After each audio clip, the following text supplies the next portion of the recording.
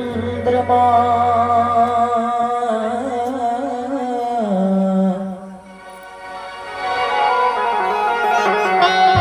गुरुमूर्ति गति चंद्रमा सेवक नैन चको पलक पलक निरखत रहूं गुरुमूर्ति के।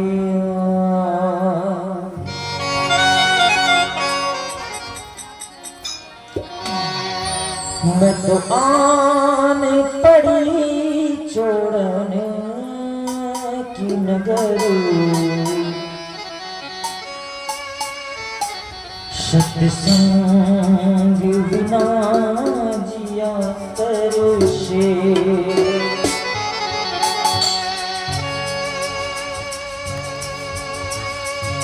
मैं तो आन पड़ी छोड़न की नगर सत्संग बिना जिया तरसे।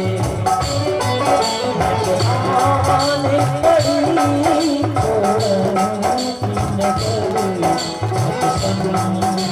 छोड़न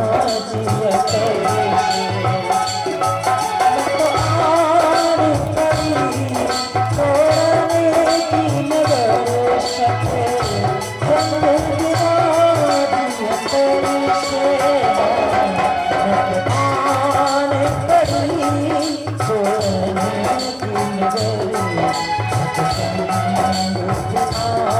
जिया तरसे।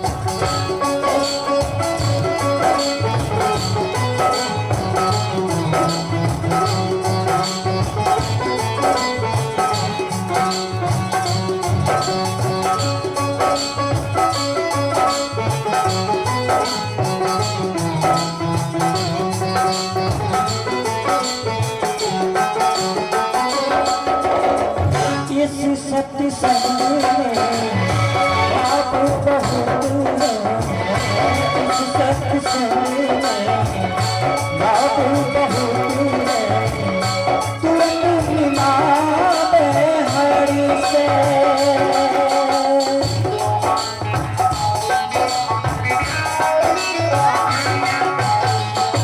इस सत्संग में बाबू बहुत है,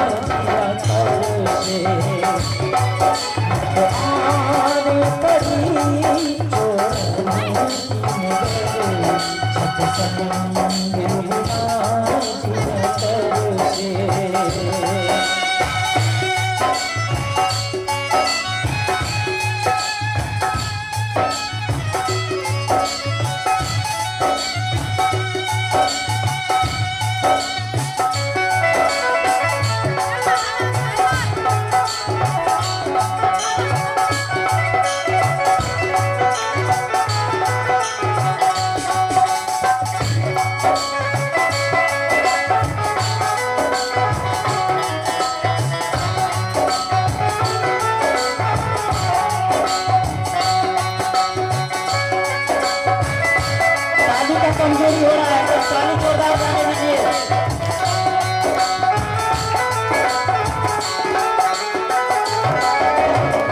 मूर्ख जन को सार न जाने, मूर्ख जन को सार न जाने, सत्संग में अमित बरसे।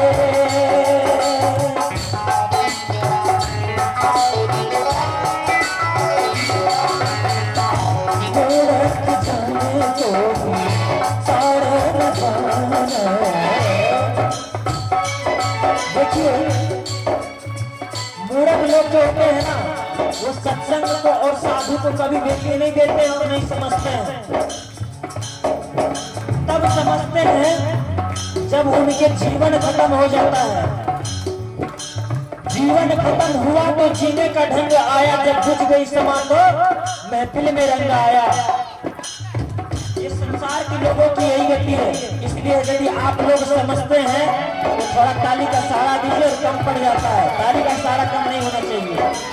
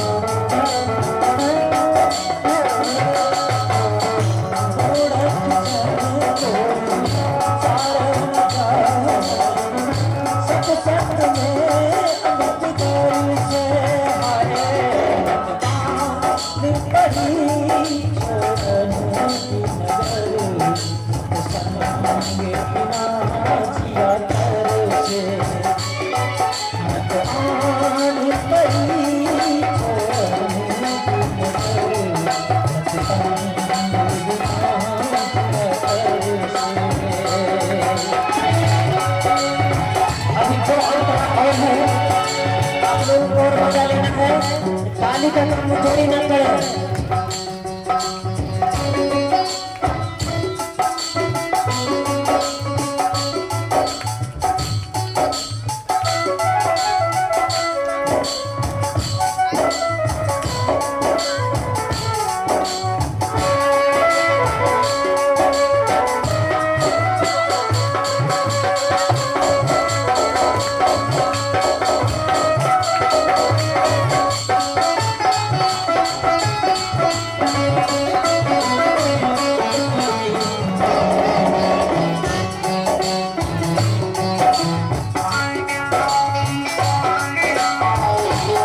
कमजोरी हो रहा है पीछे वाले, एकदम शादी करके बराबर रहने दिया।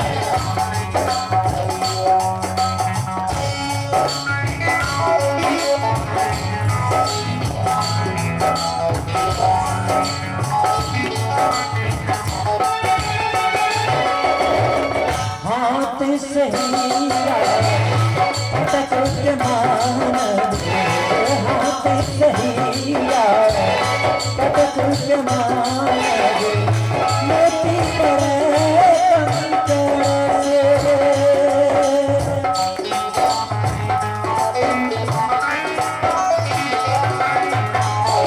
हाथ से हीरा पटक के मान, हाथ से हीरा पटक के मान, मोती पड़े कंकर से।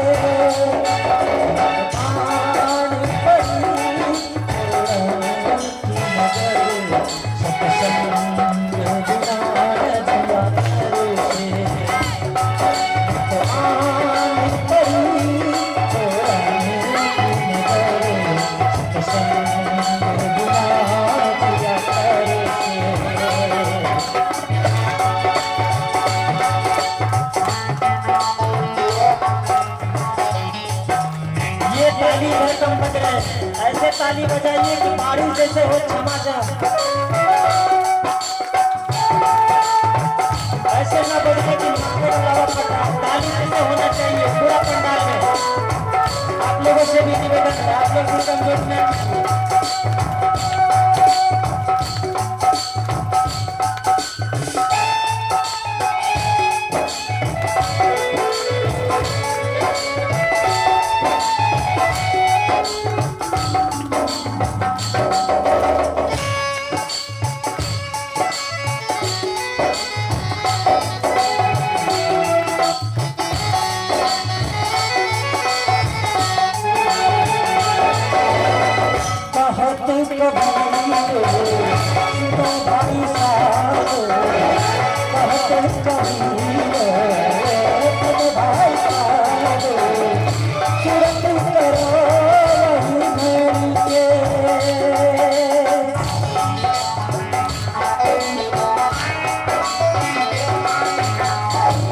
तू सखी सुन भाई सारो तुरंत करो वही घर के हाय आन पड़ी तो की नजर सत्संग के बिना क्या करो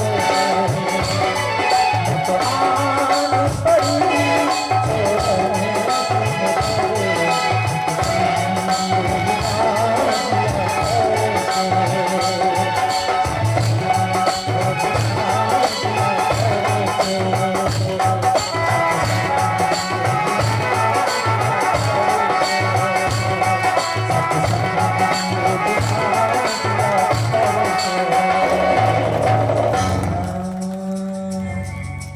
बोली सतगुरुदेव की।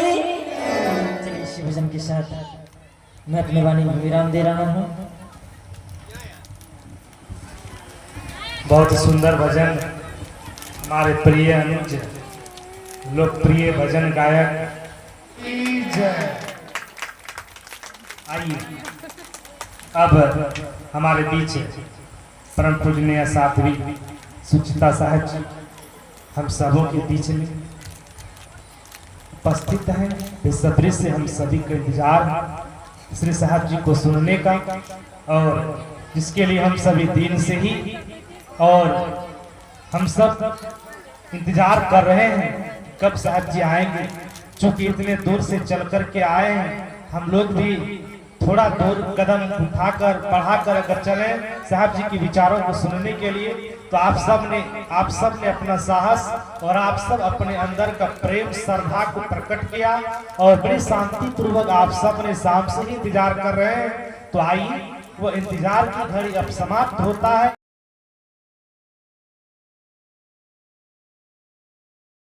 सतगुरु कबीर साहेब की, संत समाज की, भक्त समाज की, वंदनीय संत समाज, सत्संग प्रेमी सज्जनों,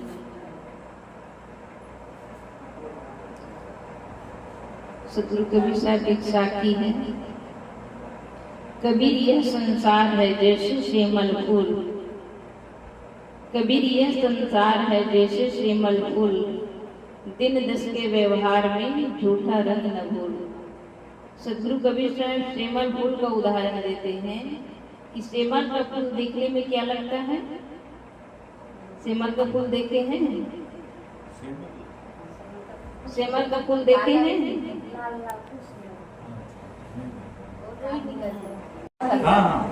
श्रीमल का फूल दिखने में बहुत सुंदर लाल लाल खिला रहता है और दिखने में बड़ा सुंदर है। कहा जाता है कि सुग्गा पक्षी उस फूल को देखकर लुभा जाते हैं और उसमें बसेरा कर लेता है कि यह सुंदर फूल है, इसमें जब फल आएगा तो इस फल को मैं मीठा मीठा रस का रस स्वादन करूंगा और मैं अपने पूरे परिवार को बढ़िया से पाल लूंगा। और ऐसा सोच करके, ऐसा आशा, ऐसा भरोसा करके उस पेड़ में अपना बसेरा कर लेता है। लेकिन वह धीरे धीरे वह फूल से जब फल आता है और जब फल पकने की बारी आती है तो बड़ा खुश रहता है। क्यों खुश रहता है कि इसमें मीठा मीठा रस मैं लूंगा। लेकिन जैसे फल पक जाता है तो वह वहां से क्या निकलता है, रुई निकलता है। सूखी रुई को देख करके वह सुग्गा पक्षी निराश हो जाता है, उदास हो जाता है और उदास होकर के उस पेड़ को छोड़ करके चला जाता है और सोचते हैं कि इसमें कभी बसेरा ना करूं, क्योंकि उसको धोखा मिल जाता है। लेकिन पुनः अपने मौसम में वह पेड़ फूलने फलने लगता है तो वह पक्षी पुरानी बातें भूल जाता है और भूल करके फिर से बसेरा करता है। और वही आशा और भरोसा विश्वास के साथ जब वैसे ही बसेरा करते हैं और फिर उसे धोखा मिलता है। इसीलिए कहते हैं कि वह तो एक सुग्गा पक्षी है, अज्ञानी जीव है, उसके पास ज्ञान नहीं है। इसी तरह यह संसार में प्राणी पदार्थों का जो आकर्षण है उस सुग्गे पक्षी जो फूल में लुभा जाते हैं, ऐसे ही मनुष्य प्राणी और पदार्थों के मोह में, माया में भूल जाता है। स्त्री है तो पुरुष के देह में आकर्षण मानते हैं, और पुरुष है तो स्त्री के देह में आकर्षण मानते हैं, उसमें सुख मानते हैं, और जहाँ सुख मानते हैं और वहीं पर गृहस्थी चालू हो जाता है। फिर बाल बच्चे आया, पोती पोता आया, माया में उलझ गया। लेकिन जिसको कुछ ज्ञान हो जाता है, उससे निकलना चाहता है तो निकल नहीं पाता है। निकल पाता है क्योंकि वो माया के जाल में बुरी तरह फंस जाता है। फिर वो रोता रहेगा, पछताता रहेगा, लेकिन उससे निकल नहीं पाता है। बहुत कम लोग हैं जो ये माया के जाल से निकल पाते हैं। तो ये पक्षी अज्ञानी जीव है, लेकिन मनुष्य ज्ञानवान है। वो जानता है कि यही मानव जीवन में हमें कल्याण का काम करना है, साधना का काम करना है, संयम पूर्वक जीवन जीना है। और ये मानव जीवन ही योग साधना करने के लिए मिला है, भोग करने के लिए नहीं मिला है। लेकिन मनुष्य इसी जीवन में इतना भोग विलास में पड़ जाता है, ना खाने योग्य पदार्थों को खाएगा, ना पीने योग्य पदार्थों को पिएगा। जैसे शराब है, गांजा है, बीड़ी सिगरेट है, ये पीने के लिए नहीं है। मनुष्य है तो मनुष्य को मनुष्यता बुद्धि रखनी चाहिए, लेकिन वो क्या करता है, ना खाने योग्य पदार्थों को पिएगा, खाएगा, ना करने योग्य काम को करता है। ये मानव जीवन ध्यान, साधना, भक्ति करने के लिए मिला है। अन्य प्राणी के जो जीव हैं, जैसे कुत्ता है, बिल्ली है, ये क्या करते हैं, ये भोग भोगते हैं। उनको ये ज्ञान नहीं है कि ये जो माँ जन्म देती है और उसी के साथ भोग भी कर लेते हैं। क्यों करते हैं? उनके पास ज्ञान नहीं है। लेकिन मनुष्य के पास ज्ञान है कि वो माँ, बहन, बेटी को जानते हैं या पुत्र पिता को जानते हैं, लेकिन जानबूझ करके अज्ञान दशा में चले जाते हैं। मानवता ही नहीं है। तो हम इस संसार के प्राणी पदार्थों में ना भूलें। ये जो रूप, सुंदर रूप दिख रहा है, ये जवानी का जो सुंदर रूप है, ये कुछ दिन में नष्ट होने वाला है। लेकिन उस पर हमारा विवेक नहीं जाता है और हम भूल जाते हैं शारीरिक सौंदर्य। अगर सुंदर अगर बनना है तो अपने मन को सुंदर बनाइए, तन को नहीं बल्कि मन को सजाइए। और मन कहाँ सजेगा?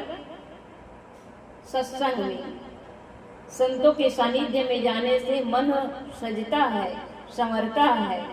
क्योंकि हम जो धन कमा रहे हैं, ये धन सब कुछ यही रह जाएगा।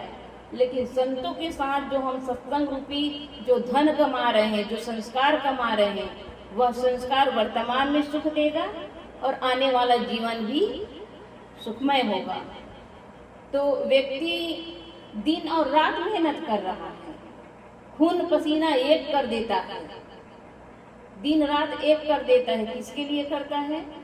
ये देह संबंधी पुत्र परिवार के लिए। ये देह छूटते ही परिवार का पूरा रिश्ता नाता टूट जाएगा। रहेगा? कुछ नहीं रहेगा। और देह खत्म तो सब कुछ खत्म। फिर हम जिसके लिए हम जितना जोड़े हैं वो हमारे साथ तो नहीं जाएगा। न धन जाएगा, न पद जाएगा, न परिवार जाएगा, न मकान, दुकान, गाड़ी, मोटर, बंगला, कुछ भी नहीं जाएगा। फिर हम क्या कमाएं? यदि कमाना है तो समय से, आप परिवार के लिए तो कमाते ही हैं, लेकिन समय से साधु संतों के संगत भी करिए। और जो साधु संगत करेंगे वही व्यक्ति ही अपने इस जीवन और आगे आने वाले जीवन के लिए वो संस्कार संचित करता है, और वही संस्कार ही आदमी को सुख देता है। इसलिए संतों का संगत करना चाहिए। संगत कीजिए साधु की, हरे और की व्याधि। साधु की संगत करोगे तो हमारे जो व्याधि है, जो कष्ट मिलने वाला है, वो भी नष्ट हो जाता है। क्योंकि हम किसी के लिए अगर बुरा सोचते हैं तो हमारा विचार के साथ हमारा मन भी गंदा होता है। जब मन गंदा हो गया तो फिर कोई हमें बचा नहीं सकता है, और बचाने वाला है तो साधु गुरु ही, संत ही है। इसलिए साधु गुरु के संगत करना चाहिए, सदैव करना चाहिए। घर में आप रह रहे हैं, 3 टाइम भोजन कर रहे हैं, किसके लिए करते हैं? भोजन करते हैं तो ये शरीर के लिए करते हैं। और अगर एक टाइम भी 24 घंटा में अगर 24 मिनट, और 24 मिनट नहीं तो कम से कम 5 मिनट, 5 मिनट नहीं तो कम से कम 2 मिनट अपने लिए थोड़ा ध्यान कर ले, अच्छा विचार कर ले, अच्छा चिंतन कर ले, तो वही 2 मिनट आपका 24 घंटा में 2 मिनट आपके लिए जी रहे हैं। किसके लिए जी रहे हैं? वो 2 मिनट आपके लिए जीवन है, और वही हम 2 मिनट भी हम समय नहीं निकाल पाते हैं। तो ये मानव जीवन बड़े भाग्य से पाए हैं। कहने बस से नहीं होता है, करने से होता है। इसलिए हम सब कुछ करें, लेकिन समय समय से साधु गुरु का दर्शन करें, सत्संग करें, ताकि हमारा ये जीवन, मानव जीवन का पाना सार्थक हो जाए। लेकिन हम कर नहीं पाते। क्यों नहीं कर पाते हैं? क्योंकि हमें ये संसार का चकाचौंधी अच्छा लगता है। देह का व्यापार करना, ये तो पैसा तो बेचते भी कमा लेती है, कमाती कि नहीं कमाती है, लेकिन वो पैसा इज्जत बेच करके कमाने से कोई इज्जत नहीं है। इज्जत बेचना और पैसा कमाना वो सार्थक नहीं है। अगर सार्थक बनाना है तो एक दिन भर में 1 टाइम भोजन करो, नमक और रोटी खा लो, लेकिन ईमानदारी का रोटी खाओ। किसी के छीना झपटी, चोरी चमार चपाटी करके नहीं खाना चाहिए। इसलिए हमारा जीवन सुंदर हो, और सुंदर तभी बनेगा जब हमारा मन सुंदर होगा। तन को सुंदर नहीं बनाना है। एक माता थी, वह दिखने में बड़ी सुंदर थी, और उसको ऐसा लगता था कि मैं बड़ी सुंदर हूँ, और उनके आगे पीछे लड़के इतना लग गए थे कि जो भी उनके पास आते उनको पैसा देते सजने संवरने के लिए, और पूरे जवानी भर अनेक पुरुषों से वो संबंध बना के शरीर को सजाने का काम किए और देह का व्यापार किए। क्योंकि वो गांव समाज में सबके बीच रहते हुए सबका आंख बंद कर रहे हैं। लेकिन जैसे उसका 50 के बाद हुआ तो उसके आंख में दिखाई देना बंद हो गया। आंख दिखाई देना बंद हो गया तो वो श्रृंगार कैसे करे? अब श्रृंगार नहीं कर रहे हैं तो उसकी सुंदरता गायब हो गई। अब जो लड़के उनसे संबंध के लिए आते थे कोई उनके पास नहीं आते। ऐसी अवस्था आई कि उनके घर में कोई नहीं थे और वो आंखों से दिखना बंद कर दिया। लोग उनके पास पैसा देना बंद कर दिए। अब वो घर के भोजन भी नहीं बना के खा रही है, गांव गली में भीख मांग कर खाने लगी। जो औरत अपने देह के व्यापार करने के लिए पैसा खूब कमाई, लेकिन अंत समय में उनका आंख बंद हो गया। हम कहते हैं कि कर्म का फल आज नहीं तो कल मिलेगा जरूर, लेकिन व्यक्ति को ऐसा लगता है कि हम कर तो रहे हैं लेकिन कोई नहीं देख रहा है। लेकिन हर कर्मों का फल हमको भोगना ही पड़ता है। वह समाज की नजरों को बंद कर लिया क्योंकि कोई नहीं जानते हैं, लेकिन उनका आंख ही बंद हो गया और अंतिम में भीख मांग करके खाने लगी। और ऐसी अवस्था आई कि वो अपने देह के कपड़ा को भी संभाल नहीं पाई और रोते बिलखते भीख मांगते मांगते उनका जीवन खत्म हो गया। तो ये देह के व्यापार तन की सुंदरता नहीं बल्कि मन को सुंदर बनाना चाहिए और इसके लिए साधु संतों का संगत करना चाहिए, तभी ये मानव जीवन का पाना सार्थक हो जाएगा। बोलिए सदगुरु कबीर साहिब की जय। साहिब बंदगी साहिब।